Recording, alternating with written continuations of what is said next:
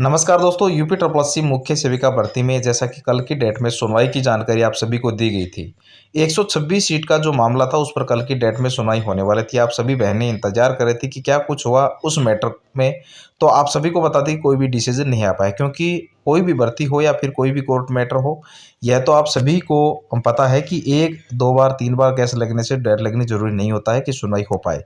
हाँ, संभावना रहती है। तो यहाँ पर 126 सीट पर कल की जो डेट में कोई भी डिसीजन नहीं आ पाया है, इसके लिए आप सभी का इंतजार करना होगा। अगर 126 सीट मिल जाती है तो इस भर्ती के अभ्यर्थियों को, तो उसमें 126 सीटें यानी 126 और बहनें जो फाइनल चयन है वो सिलेक्शन के रूप में उनका हो सकता है।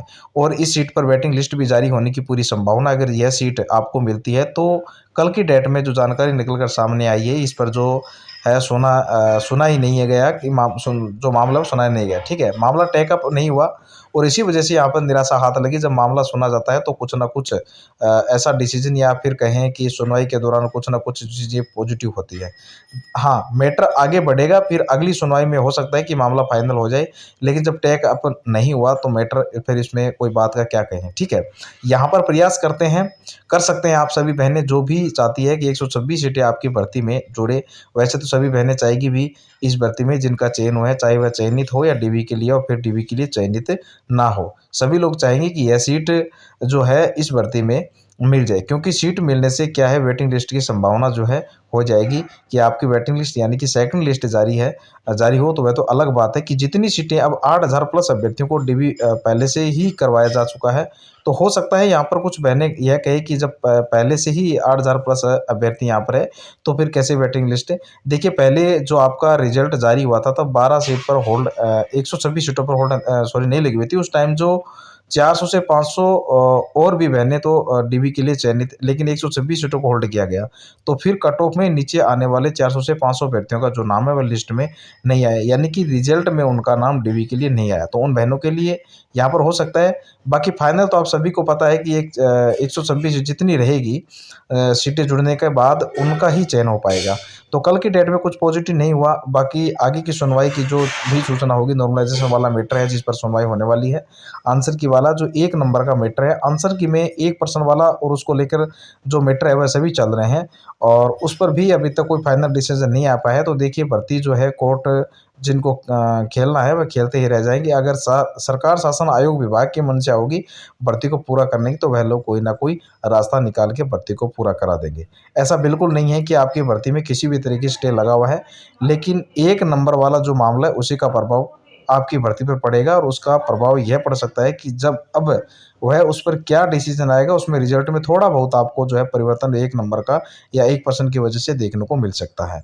बाकी आपकी भर्ती में जो भी अभ्यर्थी अभी तक डीवी के दौरान कोई भी डॉक्यूमेंट उनका नहीं था, जमा नहीं कर पाए, 15 दिन का समय दिया गया, वह सभी अभ्यर्थी जिन्होंने डीवी करवाए हैं वह जाके अपना डॉक्यूमेंट जो है जिस पर आप सभी, अगर आपके सामने ऐसा कुछ नहीं आया है तो आप जहाँ भी जो जैसे भी है तो आप जो डिसीजन था वो मैंने पहले ऑलरेडी बता दिया। ठीक है, हाँ, अगर सुधारने का मौका दिया गया 15 दिन के अंदर, लोग जरूर 15 दिन में उसको सुधार करवा के अपने जाके जमा करवा दे, जो पहले मूल्य जाए जो भी है उसके लिए। ठीक है, ताकि बाद में फाइनल रिजल्ट में ऐसा ना हो कि आपको बाहर होना पड़े, क्योंकि जब आपको टाइम दिया गया है तो उस टाइम के अंदर आपको वह डॉक्यूमेंट जमा करने की होंगे। ठीक है, नहीं जमा करने की स्थिति में आपकी समस्या हो सकती है, ये फाइनल है। ठीक है, और बाकी आप जो बहनें हैं, अगर आप लोग इंतजार कर रहे थे कि यूपीएससी एजुकेटर भर्ती की, जो आप सभी को बता दें कि उसमें योग्यता में होम साइंस सब्जेक्ट मांगा गया है। कुछ जिलों के टोटल जो 75 जिले हैं, सभी जिले में अभी तक आवेदन शुरू नहीं हुआ है। कुछ जिले में आवेदन शुरू है, कुछ जिलों में डीवी भी हो चुकी है। डीवी मीन्स आपका डॉक्यूमेंट वेरिफिकेशन यहाँ पर भी हो रहा है, जो मेरिट में 3 गुना अभ्यर्थियों को बुलाया जा रहा है। जितनी जो आवेदन हुए, आवेदन से मान लीजिए 1000 जो सीटें हैं, सीटों को सापेक्ष 3 गुना अभ्यर्थियों को बुलाए जा रहे हैं। आवेदन भले ही ज़्यादा हुए हैं, लेकिन 3 गुना अभ्यर्थियों को ही डीवी के लिए बुलाया जा रहा है। उनका डीवी हो रहा है, फिर उसके बाद फाइनल जितनी सीटें हैं उतने अभ्यर्थियों का चयन होगा। तो वहाँ पर आप सेवा योजना पोर्टल पर आईडी बनाकर उसमें आवेदन कर सकते हैं। टोटल जिले का अभी आवेदन शुरू नहीं हुआ है, केवल 12 से 13 जिले हैं जिनमें कि आवेदन जो है कुछ जिलों में कंप्लीट हो चुका है, कुछ जिलों में क्या है कि डीबी भी कंप्लीट हो चुकी है। तो आप सेवा योजना पोर्टल पर जाके उसको चेक कर सकते हैं किन जिलों का आवेदन जो है वह शुरू है और कहाँ अभी तक नहीं हुआ है। तो इस तरीके से चीज़ें बाकी देखेंगे डेली न्यूज़पेपर के माध्यम से कुछ अन्य भर्तियां संबंधित जो सूचनाएं देखें। यहाँ पर मुख्यमंत्री ने विपक्ष से से मांगा सहयोग, कहा जनहित के मुद्दे पर समय चर्चा के विधानसभा का बजट सत्र। और आज से हंगामा के आसार, विधानसभा अध्यक्ष व सती महाना की अध्यक्षता में सर्वदलीय बैठक विधानसभा सत्र के पूर्व सोमवार को आयोजित सर्वदलीय बैठक के भाग में लेते हुए मुख्यमंत्री योगी आदित्यनाथ और विधानसभा अध्यक्ष तो यहाँ पर मुद्दा उठाया जाएगा। अलग अलग चाहे अभ्यर्थियों को लेकर हो या फिर जो अभ्यर्थियों की मांग है, अलग अलग चीज़ों को लेकर बीपीएससी आपको पता है कि 7वीं प्रारंभिक परीक्षा को रद्द करने की मांग को लेकर चल रहा है आंदोलन। अभ्यर्थियों के समर्थन में फिर उतरी गुरु रहमान और खान सर। बीपीएससी अभ्यर्थियों के समर्थन में एक बार फिर से सोमवार को गुरु रहमान और खान सर आगे आए।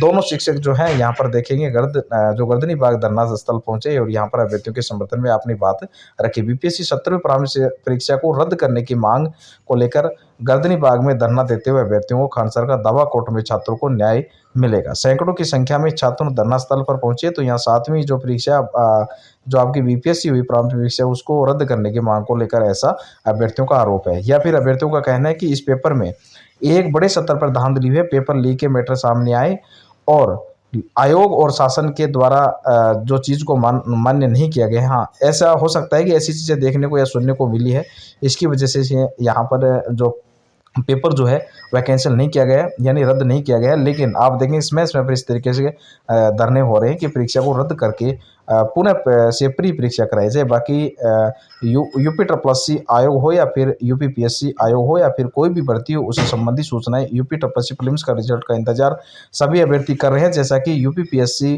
जो रिजल्ट को जारी करने की जो रिकॉर्ड रहा है 45 दिन का रहा है, अगर पिछले कुछ वर्षों में तुलना करें तो, लेकिन इस वर्ष देरी हो रही है।